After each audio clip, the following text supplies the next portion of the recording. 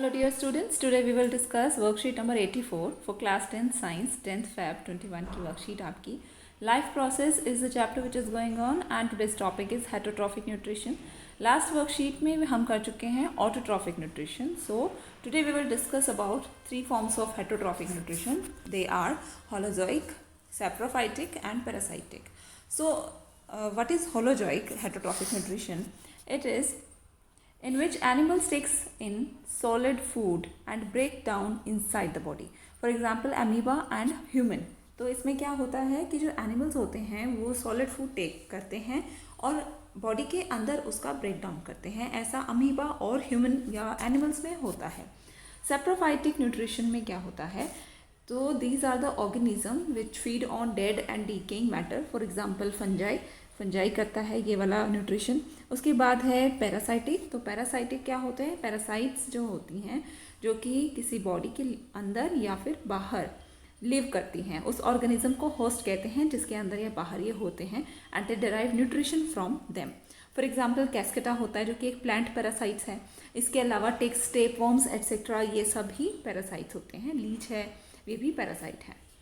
आगे बढ़ेंगे तो in single celled organisms the food में be taken in by the entire surface. जो कि सिंगल सेल ऑर्गेनिज्म होते हैं उनकी बॉडी की जो एंटायर सरफेस है वो वहाँ से फूड ले सकते हैं. But as complexity of the organism increases different parts become specialised to perform different functions.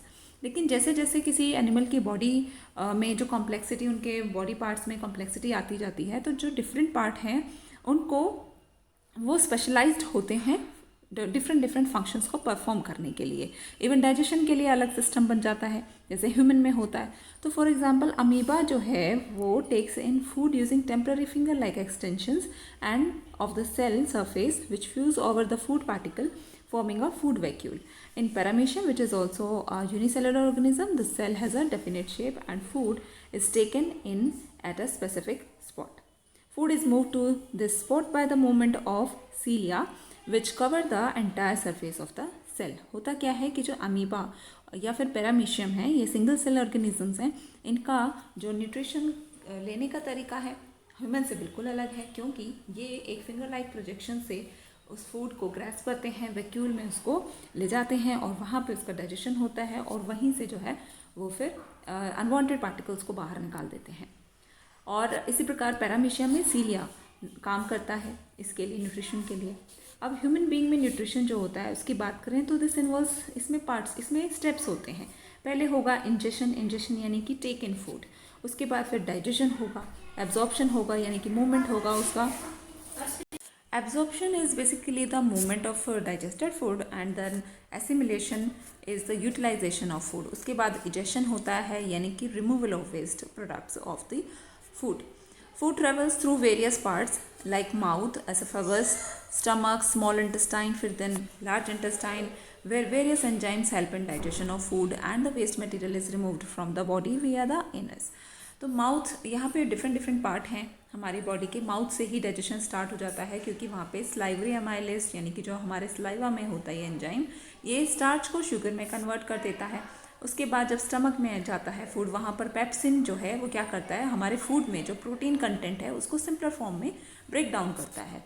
And then pancreas है. पेंक्रियाज में ट्रिप्सिन जो है वो प्रोटीन को सिंपलर फॉर्म में कन्वर्ट करता है. Lipase converts fats into simpler forms यानी कि फैट्स को भी सिंपलर फॉर्म में कन्वर्ट करते हैं.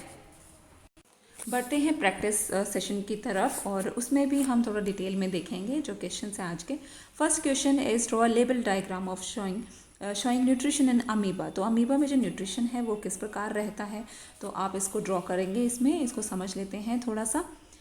हाँ जी, तो न्यूट्रिशन इन अमीबा कैसे टेक प्लेस करता है. सबसे पहले तो हम देखेंगे अमीबा सिंगल सेल ऑर्गेनिज्म, इसका न्यूक्लियस है. यहाँ पर कोई फूड पार्टिकल जो आउटसाइड उसको कहीं नज़र आता है सराउंडिंग में, उसको वो ग्रैस्प करने के लिए, कैप्चर करने के लिए सूडोपोडिया डेवलप करता है.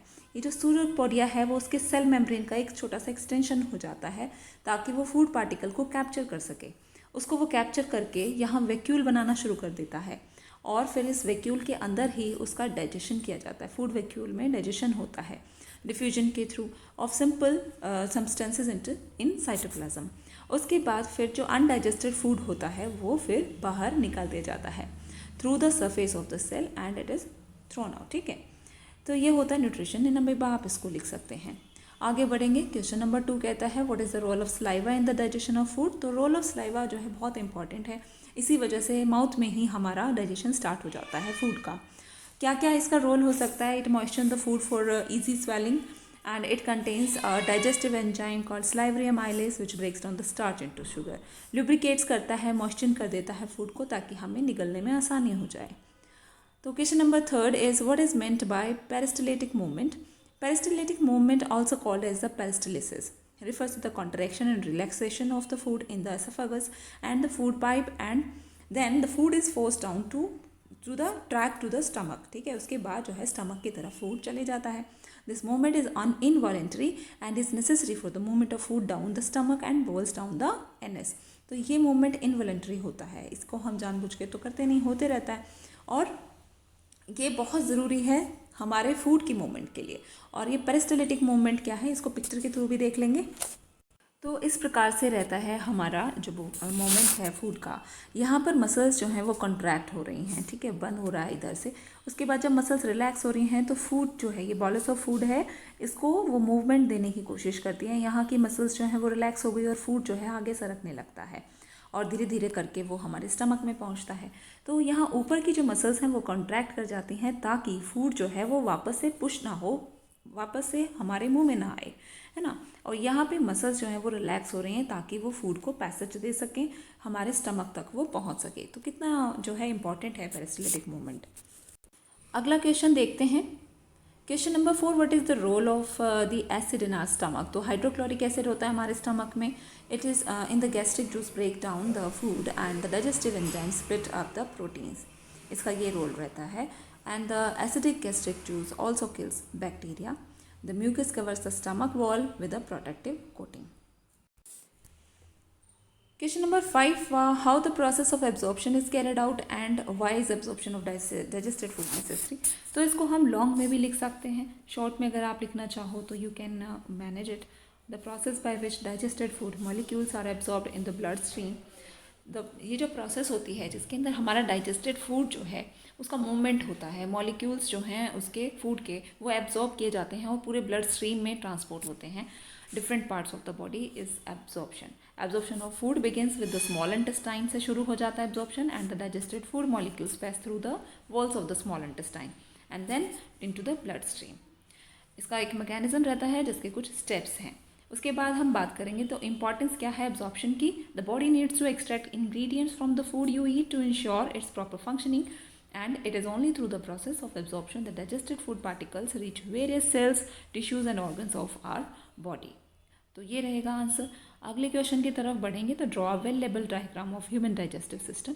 तो आप देख रहे हैं कि यहाँ पर हमारे माउथ से, टंग से यहाँ हम अपने खाने को इनटेक करते हैं, माउथ में पहुँचता है, बकल कैविटी इसको बोलते हैं, देन एसोफेगस में जाता है, एसोफेगस से यहाँ ये स्टमक में, स्टमक से फिर स्मॉल इंटेस्टाइन और जो डिफरेंट गैस्ट्रिक जूसेस होते हैं उनसे मिलते हुए फिर लास्ट में जो अनडाइजेस्टेड फूड होता है वो एनएस से आउट हो जाता है। ये था शॉर्ट में। आप इसको समझने के लिए और वीडियोस को देख सकते हैं जो कि चैनल पर अपलोड की गई हैं। Thanks for watching this video. मिलते हैं आपसे नेक्स्ट वर्कशीट की वीडियो में। तब तक के लिए चैनल को सब्सक्राइब भी कर लें, बेल आइकन को प्रेस करें ताकि आपको पता चले कि वीडियो अपलोड हो गई है।